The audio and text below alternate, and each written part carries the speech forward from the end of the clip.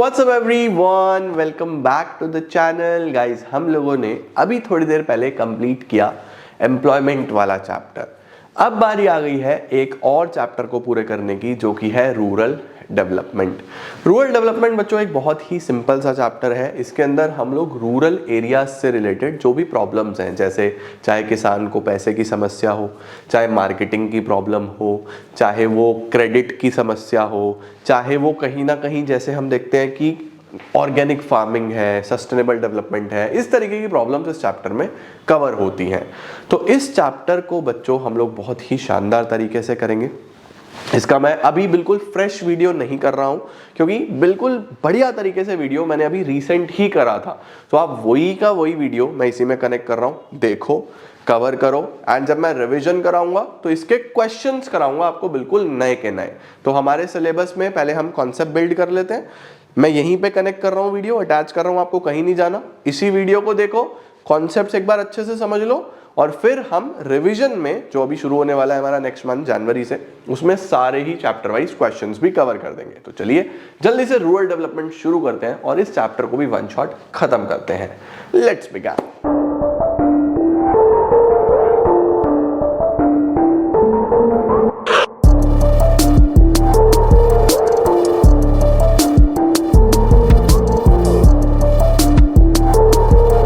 शुरू करते हैं हम लोग रूरल डेवलपमेंट के साथ। नाम से शुरू करें, रूरल डेवलपमेंट। रूरल मतलब ऐसे एरियाज जो शहर नहीं हैं, यानी जो गांव वाले एरियाज हैं, ठीक है, जेड़े पिंड वाले एरियाज ने। उसके बाद पंजाबी में बोल रहा था थोड़ा सा, डेवलपमेंट का मतलब क्या है? उस पर्टिकुलर एरिया की तरक्की। उस पर्टिकुलर एरिया की तरक्की, तो इसका मतलब जितने भी एरियाज हमारे रूरल में आते हैं और वो कैसे डेवलप हो रहे हैं, वो सब हमें यहाँ पे पढ़ना है, ठीक है। चलो नाउ सबसे पहले इसके अंदर कुछ इंपॉर्टेंट टर्म्स हैं। इंपॉर्टेंट टर्म्स को हम लोग पहले देख लेते हैं। लाइक सबसे पहला आता है डिस्ट्रेस सेल। डिस्ट्रेस सेल का मतलब होता है कई बार फार्मर्स को, जिनके पास बहुत सारे लोन्स होते हैं, उन्हें अपना लोन्स पे बैक करने होते हैं। तो उनको पे बैक करने के लिए उनको अपनी फसल देनी पड़ती है, और उसका उनको अच्छा कोई पैसा भी नहीं मिलता, क्योंकि उनके ऊपर बर्डन होता है बहुत ज़्यादा लोन्स का। तो वो बेचारे ना चाहते हुए भी अपनी फसल देते हैं। ऐसी सेल को हम लोग बोलते हैं डिस्ट्रेस सेल। इच्छा नहीं थी, पैसा भी नहीं मिला, तब भी फसल देनी पड़ी। इसको हम क्या बोलते हैं? Distress sale. It refers to a situation when the farmers are compelled, compelled समझ रहे हो, pressurise to sell their produce immediately after the harvest, no matter how low the market price is. देना पड़ता है। Number 2, cooperative marketing. Cooperative marketing क्या होता है? Basically cooperative marketing में सोसाइटीज डेवलप होती हैं, जिसमें फार्मर्स एक ग्रुप बना लेते हैं और फिर वो मिल के सेल करते हैं। तो उनकी बार्गेनिंग पावर बढ़ जाती है। अब देखो, मार्केट में एक सेलर होगा, दो सेलर होंगे, आपस में कंपीट करेंगे, कम प्राइस मिलेगा। और 2-3 सेलर्स यूं अगर तीनों मिल के आ जाएं तो एक ही फर्म बन गई, एक तरीके से अच्छा प्राइस मिलेगा ना। तो इसको हम क्या बोलते हैं? Cooperative societies. तो यहाँ पे क्या हो रहा है? Under this marketing societies are formed by farmers to sell their output collectively. Collectively का मतलब मिल के बेचना है। And to take advantage of collective bargaining in order to obtain better price, है ना। जैसे कि milk cooperatives in Gujarat are a brilliant example of cooperative marketing. यानी जैसे हम मिल्क कोऑपरेटिव्स की बात करते हैं, अमूल कितना बड़ा ब्रांड बन गया आज। अमूल इज अ कोऑपरेटिव, अगर आपको पता हो तो, और पूरे इंडिया में आज मिल्क प्रोडक्ट सप्लाई करता है, राइट। इसके बाद आता है ऑपरेशन फ्लड, जिसको हम व्हाइट रेवोल्यूशन बोलते हैं। जैसे आप लोगों ने एग्रीकल्चर में ग्रीन रेवोल्यूशन पढ़ा ना, उसी तरीके से हमारे पास यहाँ पे आता है व्हाइट रेवोल्यूशन। व्हाइट रेवोल्यूशन हमारे पास होता है जब ट्रेमेंडियस ग्रोथ हुई थी किसके अंदर?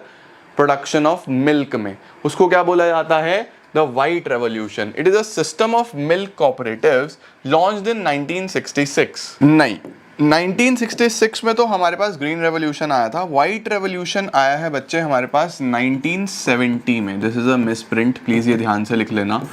ग्रीन रेवोल्यूशन इन 1966, 65, 66 और व्हाइट रेवोल्यूशन इन 1970, ठीक है। इसमें क्या हुआ था? जो जितने भी हमारे पास मिल्क के प्रोड्यूसर्स थे, उन्होंने बोला यार हम अलग अलग बेचेंगे, आपस में कंपीट करेंगे, प्राइस कम मिलेगा, क्यों ना हम एक साथ हो जाएं। एक साथ मिल के बेचेंगे तो हम ही हैं बेचने वाले, बस अच्छा प्राइस मिलेगा, है ना। तो क्या होता है? The system requires members to pool their produce of milk for collective sale. Milk cooperatives in India have their epicentre in Gujarat. Gujarat में इनका एक बेसिक एपिसेंटर है। It has proved to be an important non farm area of income generation in rural areas, ठीक है। Next is golden revolution. Sir जो golden revolution है उसमें क्या हुआ था? तीनों याद रखने हैं। ग्रीन रेवोल्यूशन एग्रीकल्चर में, व्हाइट रेवोल्यूशन मिल्क में, गोल्डन रेवोल्यूशन फ्लावर्स में, वेजिटेबल्स और फ्रूट्स में, क्या लिखा है, और हनी में as well. It refers to a series of research development and technology that increase production of horticultural crops, vegetables, fruits and honey. ठीक है, मेनली इसके अंदर वेजिटेबल्स, फ्रूट्स और हनी कवर होते हैं। द पीरियड बिटवीन 1991 से 2012 is known as the period of golden revolution in India. इसको हम गोल्डन रेवोल्यूशन कंसिडर करते हैं। तो अगर हम बोलें वीट में मेनली कौन सा रेवोल्यूशन है, तो हम बोलेंगे ग्रीन रेवोल्यूशन। हनी में, वेजिटेबल्स में अगर हम बात करें तो गोल्डन रेवोल्यूशन, मिल्क प्रोडक्ट्स में तो व्हाइट रेवोल्यूशन। ठीक है, चलो अब आते हैं हम लोग एक बेसिक टॉपिक के ऊपर जिसको हम लोग बोलते हैं रूरल डेवलपमेंट।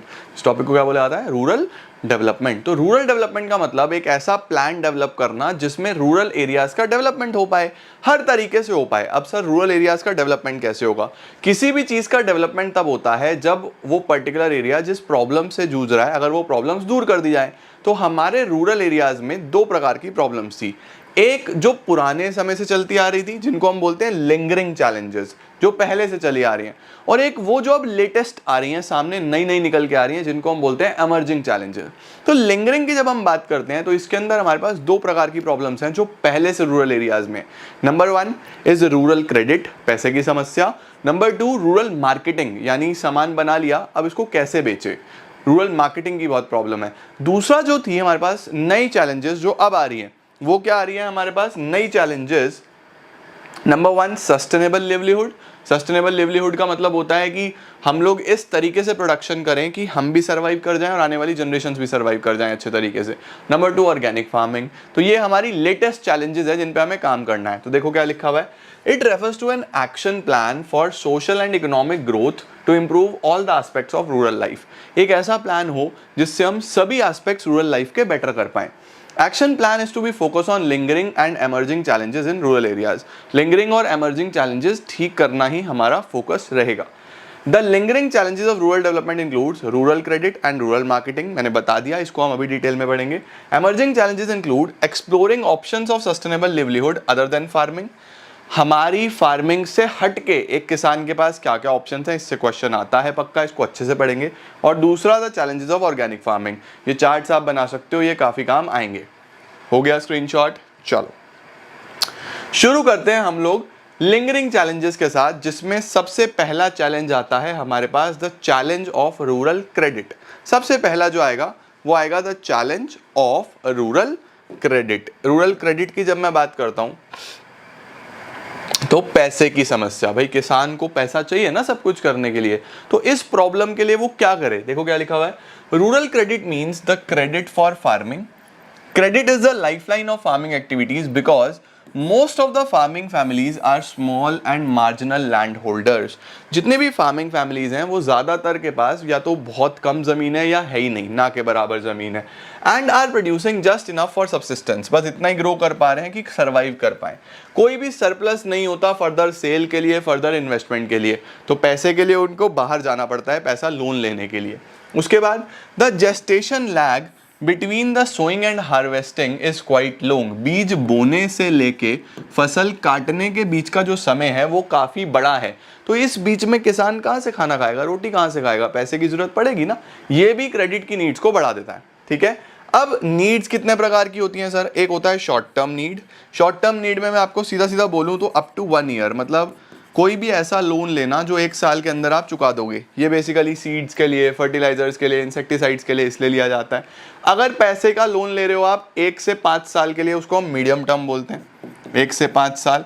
और अगर वो 5 से 20 साल के लिए है, भाई जमीन वमीन लेनी है या परमानेंट इंप्रूवमेंट कराना है, तो उसको हम लॉन्ग टर्म बोलते हैं। देखो क्या लिखा है, short term. The loans are raise for a period of 6 to 12 months, 6 से 12 महीने के लिए हम शॉर्ट टर्म बोलते हैं। मीडियम टर्म 1 से 5 साल, लॉन्ग टर्म 5 से 20 साल। ठीक है, ये किस लिए चाहिए होता है? ये चाहिए होता है रॉ मटेरियल लेने के लिए, purchase of seeds, fertilisers, pesticides, इसके लिए। ये किस लिए चाहिए? ये चाहिए अगर आपको कोई मशीन लेनी है, ट्रैक्टर वगैरह लेना है, फेंस बनाने हैं, वेल्स डिग करने हैं, उसके लिए मीडियम टर्म चाहिए। लॉन्ग टर्म की बात करें तो एडिशनल लैंड अगर हमें खरीदनी हो या परमानेंट इंप्रूवमेंट कराना हो एग्जिस्टिंग लैंड पे, तो ये हमारे पास शॉर्ट टर्म, मीडियम टर्म और लॉन्ग टर्म आ गया। ठीक है, डन। चलो जी, अब आता है हमारे पास the sources of rural credit. भैया पैसे आएंगे कहाँ से?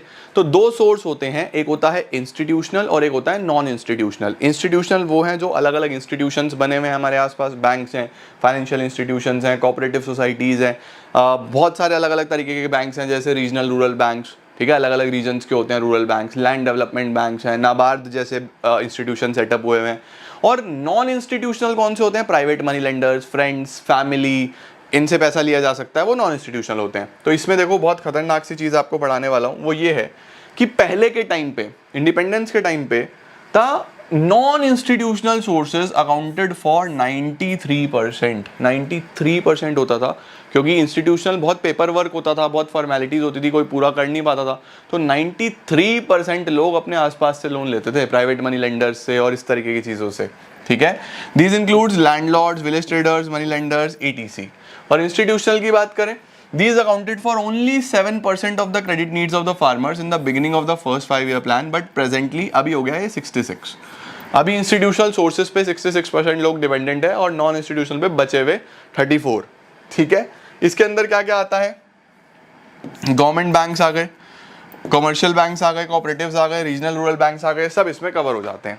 अब बात करते हैं हम लोग इंस्टीट्यूशनल सोर्सेज की। इंस्टीट्यूशनल मैंने आपको पहले बता दिए, जो पूरे पूरे इंस्टीट्यूशंस हैं, ये इंपॉर्टेंट क्वेश्चन है। जैसे cooperative credit societies. Cooperative credit societies कौन सी हैं? जो सोसाइटीज़ फार्मर्स नहीं, इनके मेंबर्स जो होते हैं वो फार्मर्स ही हैं, उन्होंने मिलकर सोसाइटी सेटअप करी हुई है अपनी मेंबर्स की हेल्प करने के लिए, उनको हम कोऑपरेटिव क्रेडिट सोसाइटीज़ बोल देते हैं। क्या लिखा है? These societies provide adequate credit to the farmers at reasonable rate of interest. काफ़ी रीजनेबल रेट पे होता है। दीज सोसाइटीज़ मेक श्योर ताकि रैपिड और टाइमली क्रेडिट मिल सके फार्मर्स को। एलिमिनेशन ऑफ मनी लेंडर्स, ये जो बीच में मनी लेंडर्स हैं इनकी ज़रूरत ना पड़े ताकि ये फार्मर्स को लूटे ना। To spread credit facilities across all the regions, सभी रीजन्स में बराबर समान पैसा दिया जा सके। Provision of adequate credit in the areas covered by special programmes of development, और ऐसे एरियाज जो स्पेशल प्रोग्राम्स ऑफ डेवलपमेंट में आते हैं उनको पहले पैसा प्रोवाइड करा जाए। जो कोऑपरेटिव सोसाइटीज़ हैं वो 16 से 17% हमारे रूरल क्रेडिट का पार्ट बनती हैं, यानी जितना भी मार्केट में सर्कुलेशन में पैसा है उसका 16 से 17% कोऑपरेटिव क्रेडिट सोसाइटीज से आता है, ठीक है। तो पहला इंस्टीट्यूशनल सोर्स क्रेडिट सोसाइटीज हो गई। दूसरा SBI, आप जानते ही हो SBI और दूसरे कमर्शियल बैंक्स। SBI आपको पता है सेटअप ही बेसिकली इस काम के लिए हुआ था। SBI का जो मेजर सेट होने का पर्पस था, बनने का पर्पस था, वो रूरल एरियाज का ही डेवलपमेंट था। बाद में SBI हर काम में चला गया। तो क्या है? The State Bank of India was set up in 1955 with a focus on rural credit needs. It is realise that rural credit needs could not be met by credit cooperative societies alone, societies से नहीं हो सकता, तो banks की जरूरत पड़ गई। तो हमारे पास जो सबसे पहला इंस्टीट्यूशन सोर्स था वो कोऑपरेटिव क्रेडिट सोसाइटीज है। दूसरा हमारे पास स्टेट बैंक ऑफ इंडिया है। तीसरा क्या आता है हमारे पास? नंबर 3 RRBs और LDBs। RRBs क्या होते हैं? हमारे पास रीजनल रूरल बैंक्स। अलग अलग रीजन्स के आप बैंक्स देखते हो ना, अलग अलग स्टेट्स के नाम से होते हैं, अलग अलग रीजन्स के नाम से होते हैं, उनको हम बोलते हैं RRBs। और इसी तरीके से छोटे छोटे बैंक्स होते हैं लैंड डेवलपमेंट के लिए लोन्स देते हैं, उनको हम बोलते हैं LDBs, लैंड डेवलपमेंट बैंक्स। क्या लिखा है? RRBs and LDBs were set up to promote credit supply, particularly in rural areas and backward areas। देखो रूरल बैकवर्ड एरियाज के लिए सेटअप करे गए हैं। These banks operate at district level. कौन से लेवल पे ऑपरेट करते हैं? डिस्ट्रिक्ट लेवल पे। These are under the obligation to focus on credit needs. उधार देना है किसको? रूरल पॉपुलेशन को। अब एग्जाम में ना इनके एग्जाम्पल्स भी लिखाना, जैसे आप बोल दोगे पंजाब ग्रामीण बैंक, पंजाब ग्रामीण बैंक, ऐसे ही उत्तराखंड ग्रामीण बैंक, ऐसे ही त्रिपुरा ग्रामीण बैंक। तो 3-4 एग्जाम्पल लिख दोगे ना, कोई नहीं लिख रहा होगा, ट्रस्ट मी, तुम लिख दोगे तुम्हारे नंबर बढ़िया आएंगे। और हाईलाइट करके लिखना, टीचर को लगना चाहिए कि हाँ भाई पढ़ा लिखा बच्चा है। इसके बाद क्या आता है? Number 4 national bank for agriculture and rural development, NABARD. इसको तो भाई बहुत अच्छे से तैयार कर लेना। ये एपेक्स बॉडी था, सबसे बड़ा बॉडी है किस चीज के लिए? रूरल क्रेडिट के लिए। क्या लिखा है? NABARD is an apex institution handling policy, planning and operations in the field of rural credit and related economic activities. As it is, 1 marker में आएगा लाइन as it is, तुम्हें NABARD लिख के आना है बस वहाँ पे, ठीक है। National bank for agriculture and rural development. Functions क्या थे?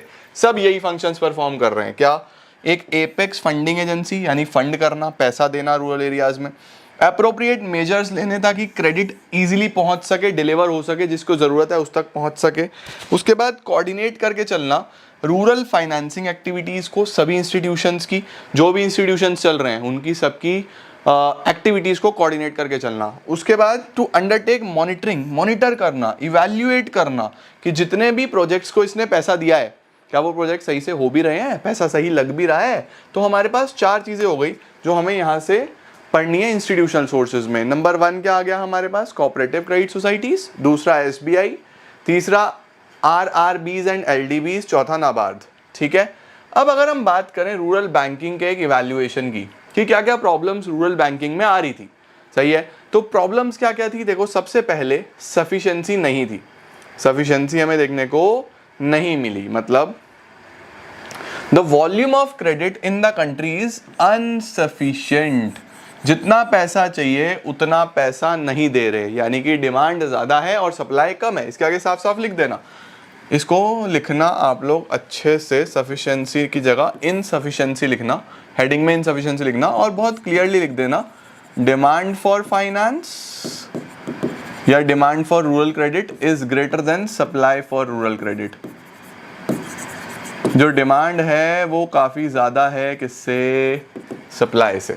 ठीक है, number 2 इनएडिक्वेट coverage of institutional sources, जो हमारे इंस्टीट्यूशनल सोर्सेज हैं वो सारी पॉपुलेशन को कवर नहीं कर पाए हैं, यानी वो सिर्फ कुछ फार्मर्स तक पहुंचे हैं, बहुत सारे फार्मर्स हैं जो कवर ही नहीं हो पाते।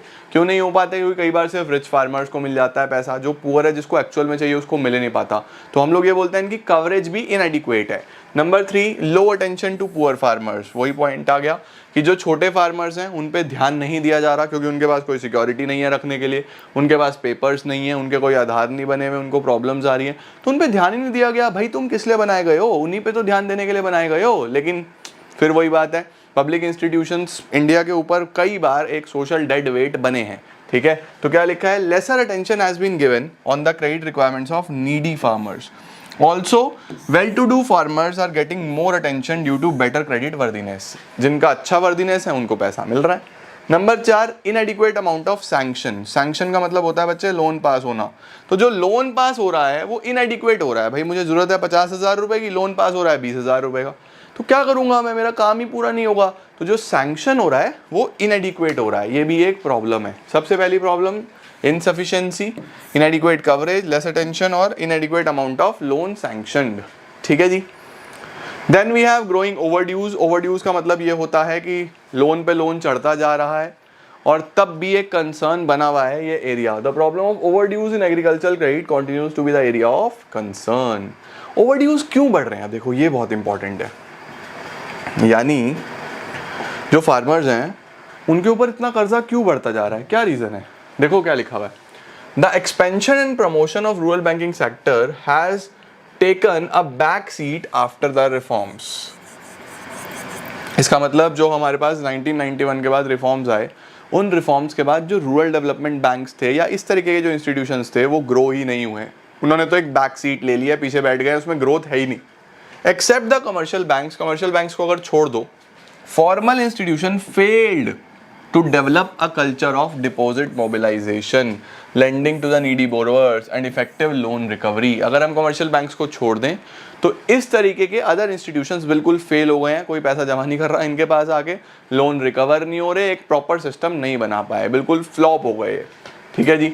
अब इसको सिचुएशन को इम्प्रूव कैसे करा जाए, क्या कर सकते हैं हमें, तो हमें बैंक्स को अपनी अप्रोच चेंज करनी होगी, just being lenders to building up relationship banking with the borrowers. यानी बैंक्स को सिर्फ एज अ लेंडर नहीं रहना, एक रिलेशनशिप बनाओ भाई कस्टमर के साथ। कस्टमर तभी तो तुम्हारे पास आके बात करेगा, अपना पैसा भी जमा करेगा, तुम्हारे पे भरोसा भी करेगा, तुम तो एक लेंडर बन के रह गए हो बस।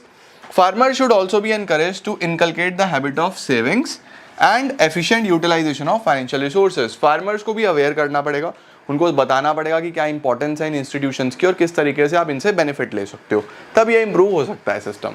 ठीक है जी।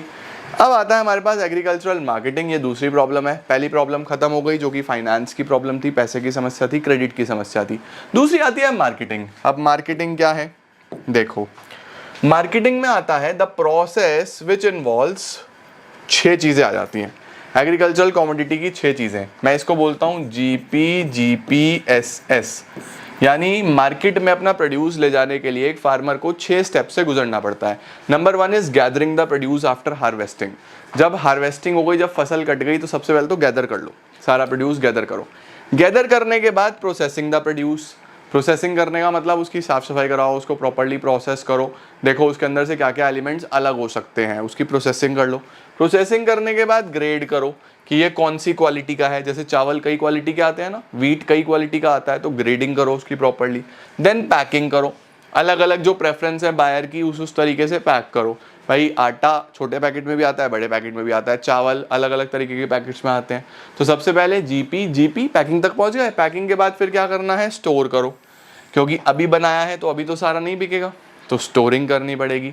और लास्ट में जब टाइम अच्छा मिले, प्राइस अच्छा मिले, तो फिर बेच दो, सेल करो। तो मार्केटिंग में 6 चीज़ें आ जाती हैं हमारे पास यहाँ पे एग्रीकल्चर में, जीपी एसएस। सबसे पहले गैदर कर लो, फिर प्रोसेस करो, फिर उसके बाद आपको क्या करना है, उसमें गैदरिंग हो गई, प्रोसेसिंग हो गई, उसके बाद ग्रेडिंग करो। जो ग्रेड है, ए क्वालिटी है, बी ग्रेड है, सी ग्रेड है, ग्रेडिंग होती है अलग अलग, है ना।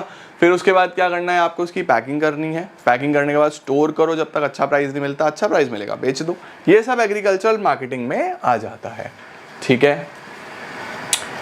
इसके बाद क्या है सर, नेक्स्ट क्या है, एग्रीकल्चरल मार्केटिंग में क्या क्या प्रॉब्लम्स आ रही थी, एग्रीकल्चरल मार्केटिंग क्यों नहीं अच्छा चल पा रहा था। नंबर 1, ट्रांसपोर्टेशन फैसिलिटीज़ नहीं थी। अब मैं एक जगह से दूसरी जगह कैसे लेके जाऊँ अपने प्रोड्यूस को, अगर मेरे पास ट्रांसपोर्टेशन ही नहीं होगा। तो गवर्नमेंट को इस चीज़ पे काम करना चाहिए।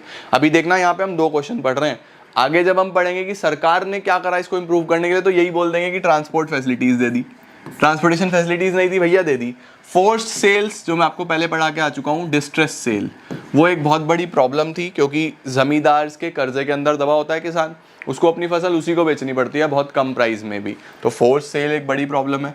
न्यूमरस मार्केट चेंजेस, मार्केट में बहुत सारे बदलाव आते रहते हैं, मार्केट में नए नए ट्रेंड्स आते रहते हैं, नई नई पॉलिसीज आती रहती हैं, सरकार नए नए नियम लाते रहते हैं, जिसके चक्कर में किसान का नुकसान होता है। लैक ऑफ क्रेडिट फैसिलिटीज़, पैसा नहीं है किसान के पास।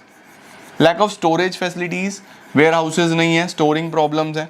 प्रेजेंस ऑफ मिडलमैन, जमींदार की मैं बात कर रहा था, मिडलमैन ने बहुत लूटा है किसान को। A lack of standard weights and measurements, weights नहीं है प्रॉपर, कौन सी फसल किस भाव में तुलनी है, कैसे तुलनी है, वो नहीं है। उसके बाद इनएडिक्वेट मार्केट इन्फॉर्मेशन, किसान के पास प्रॉपर जानकारी नहीं है कि डिमांड क्या है, प्रेफरेंस क्या है कस्टमर की, किस प्राइस पे बिकना चाहिए।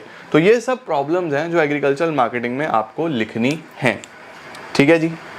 अब आता है सरकार ने क्या करा मार्केटिंग सिस्टम को इम्प्रूव करने के लिए। तो जो मैंने आपको बताया ना प्रॉब्लम्स हैं, वही सब गवर्नमेंट ने दूर कर दी। जैसे एग्रीकल्चरल मार्केटिंग सोसाइटीज बना दी ताकि प्राइस अच्छा मिल जाए फार्मर्स को। तो क्या लिखा है यहाँ पर, the government is encouraging the formation of cooperative agricultural societies, the aim is to realise fair price. ये दोनों लाइन जरूर लिख के आना, फॉर फार्मर्स प्रोड्यूस, उनको अपने प्रोडक्ट्स का अच्छा पैसा मिल जाए।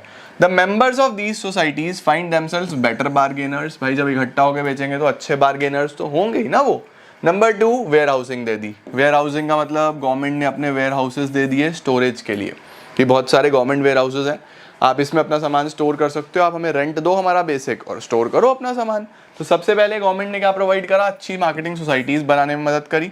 देन फैसिलिटीज प्रोवाइड करी स्टोरेज की, with a view to avoid distress sale government is offering warehousing facilities to the farmers. ठीक है, कौन कौन प्रोवाइड कर रहा है, central and state warehousing corporations and principals government agencies offering storage space to the farmers. Then transport की problem थी तो सब्सिडाइज ट्रांसपोर्ट दे दिया। सब्सिडाइज का मतलब कि आप आओ रेलवे को यूज़ करो, आप हमारे ट्रांसपोर्ट को यूज़ करो और हम आपको सस्ते टिकट्स में सस्ते रेट पे आपको मदद करेंगे if you are a farmer. उसके बाद dissemination of information. Dissemination of information का मतलब अवेयर करना, अलग अलग प्रोग्राम्स चलाना, मीडिया की मदद से लोगों तक जानकारी पहुंचाना, प्रिंट मीडिया, इंटरनेट, टीवी पे जो आता है वो सारी चीज़ें कवर करना, सो दैट किसानों तक भी जानकारी जाए और कस्टमर्स तक भी। मिनिमम सपोर्ट प्राइस सब जानते हैं, एमएसपी एक ऐसी पॉलिसी है जिसमें किसान को ये बोला जाता है कि आप अपने प्रोडक्ट को इस प्राइस से नीचे मत बेचना, इतने का हम ले लेंगे, इससे ज़्यादा का बिकता है तो आप बेचो मार्केट में, हमें कोई समस्या नहीं है, लेकिन अगर आपको कोई इससे कम पैसा दे रहा है तो मत देना भैया, हम आपका प्रोड्यूस इतने में खरीदने के लिए तैयार हैं। ठीक है, उसके बाद रेगुलेटेड मार्केट्स, यानी मार्केट्स में हर चीज़ के प्रॉपर रूल्स और रेगुलेशंस बनाए गए। प्रॉपर वेट्स बनाए गए, किस चीज़ का प्राइस होना चाहिए वो सेट करा गया। भैया धोखेधड़ी अब मार्केट में नहीं चलेगी। Regulated markets have been established with a view to protect the farmers from mail practices.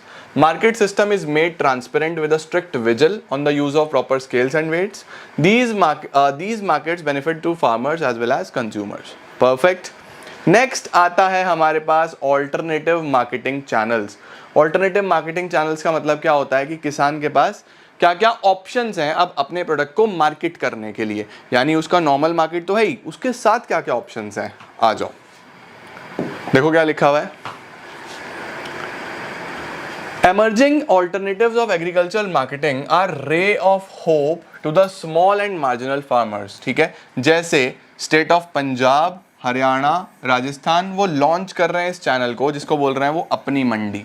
ठीक है, Punjab, Haryana, Rajasthan Apni Mandi. Big bazaar and the state of Andhra Pradesh is launching it through Rythu Bazar. ठीक है या नहीं है, स्टेट ऑफ आंध्र प्रदेश बोल रहा है रायतू बाजार के नाम से, पंजाब, हरियाणा, राजस्थान बोल रहे हैं अपनी मंडी बिग बाजार के नाम से, तमिलनाडु बोल रहा है उजावर सैंडीज के नाम से। तो अलग अलग मंडीज अपने अपने नाम से स्टेट्स बना रही हैं ताकि फार्मर अपने प्रोडक्ट को अच्छे से मार्केट कर सके, बेच सके। It is hope that these systems of marketing grow in tandem with the growth of nation.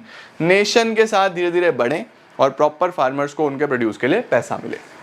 ठीक है जी, याद कर लेना, लिख के आना। इसके बाद आता है अब डाइवर्सिफिकेशन। एग्रीकल्चर को कैसे डाइवर्सिफाई करा जाए। डाइवर्सिफाई का मतलब वाइडन अप करा जाए, ब्रॉडन अप करा जाए, किस तरीके से किसान अच्छा काम कर पाए। Agriculture diversification refers to reallocation of some of the farms productive resources into new activities. इसके क्या क्या बेनिफिट्स होंगे। नंबर 1, सबसे पहला, एक तो मार्केट रिस्क कम हो जाएगा।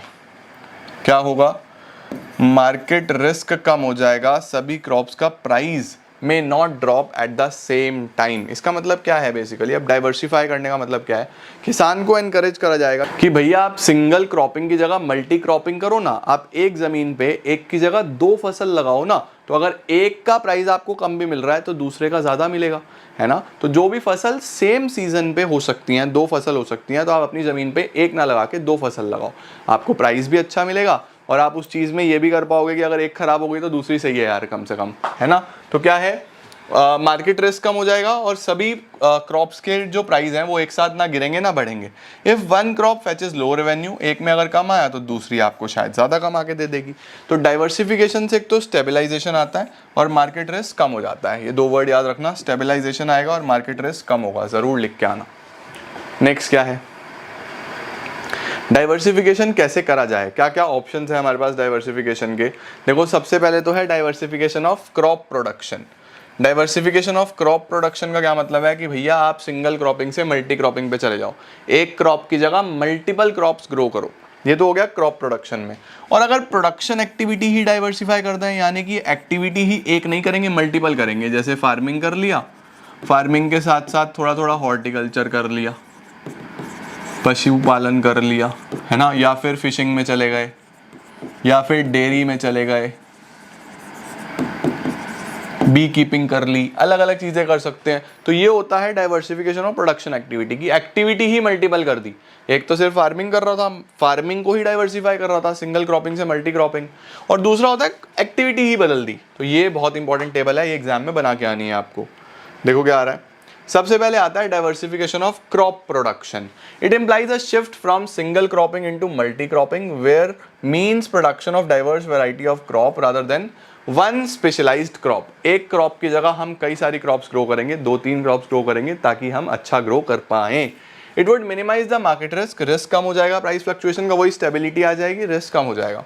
और अगर हम प्रोडक्शन एक्टिविटी की बात करें तो क्रॉप फार्मिंग से शिफ्ट कर दो अदर एरियाज के साथ साथ। इट मीन्स अदर एरियाज कौन कौन से हो सकते हैं हमारे पास, वो सब हमारे एमर्जिंग चैलेंजेस में आ जाएंगे। एमर्जिंग चैलेंजेस क्या हैं, अब देखो यही तो चैलेंज है कि अगर शिफ्ट करना है, भाई एक तो हो गया कि सिंगल क्रॉपिंग से मल्टी क्रॉपिंग पे आ गए, वो तो वही है, लेकिन अगर एक के साथ एक और साइड में चीज लगानी है तो वो एक चैलेंज है। चैलेंज क्यों है, आओ देखते हैं क्या क्या ऑप्शंस आते हैं for the employment outside agriculture. अगर एग्रीकल्चर से बाहर निकलूं तो क्या क्या ऑप्शंस हैं। Number 1, animal husbandry. Animal husbandry, पशुपालन कर लो भाई। Animal husbandry is an important area of employment in India other than agriculture, जिसमें हम लोग breeding, raising, rearing of animals करते हैं। इसको हम लाइव स्टॉक फार्मिंग भी बोलते हैं। इसमें हम कैटल, गोट, फोल्स, डक, गूज, ये सब, इन सभी स्पीसीज का पालन करते हैं और फिर इनके प्रोडक्ट्स को सेल करके पैसा कमाते हैं। ठीक है, कई बार तो इन्हीं को बेच के पैसा कमाते हैं। India owns one of the largest livestock population in the world. Livestock production provide increase stability in income, food security, transportation, fuel and nutrition for the family. ठीक है, there are various problems in livestock sector too, लेकिन इस sector के साथ भी बहुत सारी problems हैं। जैसे हमारे पास वेट्स नहीं है, वेटरनरी केयर नहीं है, यानी डॉक्टर्स नहीं है। अगर बीमार हो गए जानवर तो सारे बीमार हो जाते हैं, कई बार सबकी डेथ हो जाती है, बेचारे बोल तो सकते नहीं है, तो सारे बीमार हो जाते हैं, डेथ हो जाती है, वहाँ पे नुकसान हो जाता है बहुत सारा। Number 2, low productivity due to backward know how, हमें पता कुछ नहीं है इनके बारे में, तो बैकवर्ड रहते हैं, टेक्नोलॉजी नहीं है, तो इससे कुछ कमा नहीं पाते। ठीक है, तो एक तो हो गया एनिमल हस्बेंड्री। फिशरीज, फिशरीज आप सब जानते हो, फिशेज ये कई स्टेट्स में एक मेजर ऑक्यूपेशन है। Fisheries refers to occupation devoted to catching, processing और सेलिंग ऑफ द फिश और other aquatic animals. Fisheries sector is an important role in social economic development of the country. लेकिन ये जो fishing community है ये भी बहुत पुरानी कम्युनिटी है और बहुत पुराने समय से कर्जों में है, इनका कर्जा भी अभी तक चुकाया नहीं गया है। The fishing community depends almost equally on land sources and marine sources. दोनों चीज़ें इसके अंदर आती हैं, लैंड सोर्सेज भी और मेराइन सोर्सेज भी, पानी वाली भी और ज़मीन वाली भी, दोनों स्पीशीज़, दोनों चीज़ें इसके अंदर कवर होती हैं। लैंड सोर्सेज में क्या क्या आता है, छोटे छोटे रिवर्स हो गए, पॉन्ड्स हो गए, लेक्स हो गए, सीज हो गए, है ना। Together these sources are called water bodies, इनको हम वाटर बॉडीज बोल देते हैं, जो फिशिंग कम्युनिटी को बेसिक सब्सिस्टेंस प्रोवाइड करते हैं। सही है जी। इसके बाद प्रॉब्लम्स क्या हैं इसमें, एक तो टेक्नोलॉजी बहुत आउटडेटेड है, ये देखो वही स्टिक से मछली पकड़ रही है, कोई नई टेक्नोलॉजी इसमें नहीं आई है। उसके बाद fishing communities are burden with debts, मैंने आपको पहले बताया, कर्जा बहुत है इनके ऊपर, और लो पर कैपिटा अर्निंग बहुत कम है, पर कैपिटा अर्निंग काफ़ी कम है इस सेक्टर में। नेक्स्ट आता है बेटा जी हॉर्टिकल्चर। हॉर्टिकल्चर आप जानते ही हो, हॉर्टिकल्चर में हम लोग क्या करते हैं, फ्रूट्स, वेजिटेबल्स ये सब लेते हैं, सिर्फ और सिर्फ फसल नहीं लेते, मतलब वीट राइस के साथ साथ हम फ्रूट्स वेजिटेबल्स भी ग्रो करते हैं। It is another alternative source of employment in rural areas. It is like diversification of crop production. It includes fruits, vegetables, flowers beside several others crops. India is the second largest producer of mangoes. Mangoes हो गए, bananas हो गए, coconut हो गए, cashews हो गए, variety of species हो गए, इंडिया इसमें काफ़ी आगे है। Horticulture is an important means of sustainable living in rural areas. Then we have cottage and household industry. Cottage और हाउस होल्ड हमारे पास जो हमारे हाथों से बने हुए हैंडलूम्स हैं, छोटी छोटी इंडस्ट्रीज़ हैं, उसके लिए भी इंडिया में काफ़ी सारी ऑप्शंस हैं। जब आप रूरल एरियाज़ में देखोगे तो एग्रीकल्चर के साथ साथ छोटी छोटी इंडस्ट्रीज़ घर से ही चल रही हैं। Cottage industry is a small scale industry which operates at a small scale. Decentralized manufacturing business often operated out of a home rather than a purpose-built facility. घर पे ही बनता है। Cottage and household industry have been a traditional source of non-farm. Traditional source है। The industry has been dominated by activities like spinning, weaving, dyeing and bleaching. इसमें spinning, weaving, dyeing, bleaching ये काफ़ी पुराने समय से कढ़ाई बुनाई हमारे देश में चलती आ रही है। ठीक है, सही है। अब कुछ नई एक्टिविटीज़ भी आ गई हैं इसके अंदर, जैसे doll making, soap manufacturing, mushroom का कल्टीवेशन, ये नए नए तरीके की चीज़ें हैं जो इसमें आ रही हैं। Then we have dairying. Dairying सब जानते हैं, डेयरी प्रोडक्ट्स, यानी हम जब भी बात करते हैं दूध, दही, घी, पनीर, मक्खन, सब डेयरी प्रोडक्ट्स के अंदर आ जाता है। Dairying is that branch of agriculture which involves breeding, raising and utilisation of dairy animals for the production of milk and various dairy products. Dairying is the business of producing, storing and distribution of milk and its products. The performance of Indian dairy sector over the last 3 decades have been quite impressive. पिछले 30 सालों में शानदार काम करा है हमारे dairy sector ने due to the successful implementation of white revolution. मैं आपको पढ़ा चुका हूँ। India ranks first in the world in milk production. India's milk production increased from 17 million tons. Number की तो कोई ज़रूरत नहीं है, लेकिन हमारा जो मिल्क प्रोडक्शन है वो काफ़ी डेवलप हुआ और वर्ल्ड में नंबर 1 पे आते हैं, all thanks to white revolution. ठीक है जी, परफेक्ट। चलो जी, नेक्स्ट और लास्ट टॉपिक हमारे पास आ रहा है द ऑर्गेनिक फार्मिंग। तो क्या है हमारे पास ऑर्गेनिक फार्मिंग? बहुत ही आसान सा टॉपिक जिसमें हम कोई भी केमिकल फर्टिलाइजर्स, इंसेक्टिसाइड्स, पेस्टिसाइड्स का यूज़ नहीं करेंगे। हम यूज़ करेंगे हमारे नेचुरल एनिमल मैन्योर, कंपोस्ट, इस तरीके की चीज़ें यूज़ करेंगे ताकि सॉइल की फर्टिलिटी इंप्रूव हो और ऑर्गेनिकली चीज़ें ग्रो करें, यानी without the use of any chemicals. आजकल बहुत ट्रेंडिंग है, जब से लोग हेल्थ कॉन्शियस हुए हैं तो ऑर्गेनिक फार्मिंग का वापस से ट्रेंड आ गया है। भाई हेल्दी फूड मिलता है, विदाउट केमिकल्स होता है, हाँ काफ़ी ज़्यादा कम प्रोडक्शन होता है इसके अंदर, बट बहुत ज़्यादा हेल्थ बेनिफिट्स इसके हैं और लैंड के लिए भी अच्छा है, सॉइल के लिए भी अच्छा है। तो क्या है हमारे पास, organic farming is a system of farming which relies upon, क्या यूज करना है, organic inputs, no fertilizers. Organic inputs indicates animal manures and composts. It totally discards the use of chemical inputs. Chemical inputs नहीं use होंगे, no chemical fertilizers, no insecticides, no pesticides. ठीक है? It is a system of farming that focuses on soil health rather than the plant health, so that farming becomes a long period sustainable process. यानी हमें ज़मीन की health पे खास तौर पे ध्यान देना है ताकि सॉइल बेटर हो और फर्दर भी हम क्रॉप्स ग्रो करते रहें। क्या क्या एडवांटेजेस होंगे इसके, एक तो नॉन रिन्यूएबल रिसोर्सेज यूज़ नहीं होंगे, जैसे कि जितने भी हमारे केमिकल फर्टिलाइजर्स होते हैं सब पेट्रोलियम बेस्ड होते हैं। भाई पेट्रोल खत्म होगा, फ्यूल खत्म होगा तो दिक्कत रहेगी ना, नॉन रिन्यूएबल है। तो अब क्या होता है, हम जब यूज़ ही नहीं करेंगे तो ये नॉन रिन्यूएबल रिसोर्सेज को यूज़ ही नहीं कर रहा, वो सेव होगा कितना ज़्यादा, हम उसको और बेटर वेज में यूज़ कर पाएंगे और सॉइल के लिए भी अच्छा है, right. Unlike conventional farming, organic farming doesn't use synthetic chemicals which are petroleum based. We all know that petroleum is a non renewable resource. Environment friendly का क्या मतलब है कि ऑर्गेनिक फार्मिंग हमारे लिए हेल्थ के लिए तो अच्छी है ही, हमारे एनवायरनमेंट के लिए भी अच्छी है, क्योंकि भाई केमिकल फर्टिलाइजर्स से एक तो हमारे अंदर ही केमिकल्स जाएंगे, दूसरा कितना सारा वाटर पॉल्यूशन होता है, लैंड पॉल्यूशन होता है, तो उन सब चीज़ों से तो अच्छा है ना ऑर्गेनिक फार्मिंग। क्या लिखा है, organic farming is environment friendly, chemical fertilizers pollutes the ground water by raising the nitrate content, nitrate content काफ़ी बढ़ जाता है, नाइट्रेट्स आर हेल्थ हजार्ड्स होते हैं, and pollute the environment. Sustain soil fertility, basic सी बात है कि ज़मीन अच्छी रहती है, फर्टाइल रहती है, किसी भी तरीके की कोई समस्या नहीं आती। चौथा होता है healthier and tastier food. Healthier and tastier food का मतलब है कि जो आपको खाना मिलेगा वो काफ़ी हेल्दी होगा और टेस्टी होगा, शानदार होगा, ऑर्गेनिक फार्मिंग में लिख देंगे। इनएक्सपेंसिव टेक्नोलॉजी है, कोई बहुत महंगी नहीं है, किसानों के लिए अच्छा है, छोटे से छोटा फार्मर भी इसको अफोर्ड कर सकता है और किसी भी तरीके की कोई समस्या इसमें नहीं है। ठीक है जी।